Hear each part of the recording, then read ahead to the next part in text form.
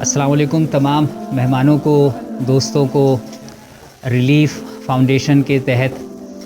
اس چھوٹی سی محفل میں خوش آمدید کہتا ہوں۔ آج کی اس بیٹھک کو کوئی ایک میں فارمل یا انفارمل نام تو نہیں دوں گا، بس ریلیف فاؤنڈیشن نے سوہا گارڈن میں ریلیف سپر اسٹور کا جو آغاز کیا تو اس کے افتتاح کی ایک چھوٹی سی ایک بیٹھک ہم نے یہاں پر رکھی تاکہ ہمارے حلقہ احباب کو، دوست احباب کو اس سرگرمی کے بارے میں پتہ چل سکے، اور اس کے بعد آہستہ آہستہ اس کی شہرت علاقے میں اور عوام تک پہنچتی رہے۔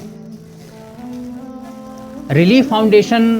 انٹرنیشنل کا آغاز 2008 میں ہوا تھا، اور اس کا بنیادی مقصد، جیسا کہ این جی اوز ہوتی ہیں، یہی تھا کہ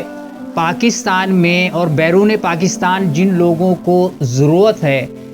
ریلیف کی، ان لوگوں کو ریلیف فراہم کیا جائے بغیر کسی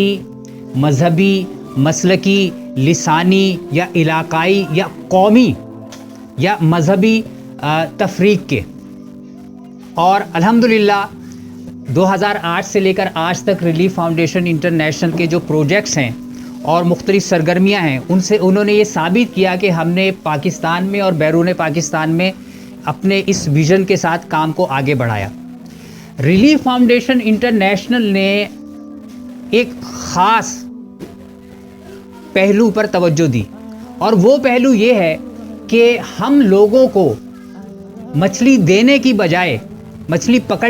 پکڑنا سکھا دیں، اس لیے کہ مچھلی جب آپ کسی کو دیتے ہیں تو آپ اس کے ایک وقت کے، ایک دن کے کھانے کا انتظام کرتے ہیں، لیکن جب آپ کسی کو مچھلی پکڑنا سکھاتے ہیں تو آپ اس کی زندگی بھر کے کھانے کا انتظام کرتے ہیں۔ اور اس اسٹریٹجی، اس ویژن کے تحت ہم نے صرف ایک شعبے کو فوکس نہیں کیا، بلکہ اپنے تمام شعبوں کو فوکس کیا، اور اس میں تمام سرگرمیوں میں اس بات کا خیال رکھا۔ آپ اس بات سے اتفاق کریں گے کہ پاکستان میں ہر سال اربوں روپے کی زکوٰۃ نکالی جاتی ہے، اور لوگ زکوٰۃ نکالتے ہیں کیونکہ وہ ہر صاحب نصاب پر نکالنا لازمی ہے، اس کی ذمہ داری ہے۔ لیکن کیا بات ہے کہ اربوں روپے کی زکوٰۃ نکالنے کے باوجود ہمارے معاشرے میں وہ اربوں روپے کی سرگرمی کے اثرات نظر نہیں آتے۔ ایسے کئی احباب سے ہم لوگوں کی بات چیت ہوئی جو گزشتہ 20 سال سے 25 سال سے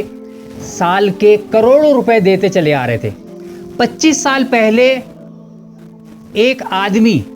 جو زکوٰۃ لے رہا تھا، آج 25 سال کے بعد اس کی اولاد یا اس کے پوتے پوتیاں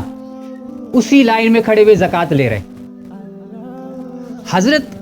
حضور صلی اللہ علیہ وسلم کے زمانے میں جب زکوٰۃ کا سلسلہ شروع ہوا تو روایات میں آتا ہے، تاریخ ہمیں بتاتی ہے کہ حضرت عمر فاروق رضی اللہ عنہ کے زمانے میں یہ حال ہو گیا تھا کہ زکوٰۃ لینے والا کوئی نہیں تھا۔ اس کا مطلب ہے کہ زکوٰۃ جو اللہ کا حکم ہے، اس کے اندر اتنی قوت موجود ہے کہ ہم اس کے ذریعے سے معاشرے کی بہتری کا کام کر سکتے ہیں۔ لیکن یہ تب ممکن ہے جب وہی سسٹم صرف زکوٰۃ نکالنا نہ ہو۔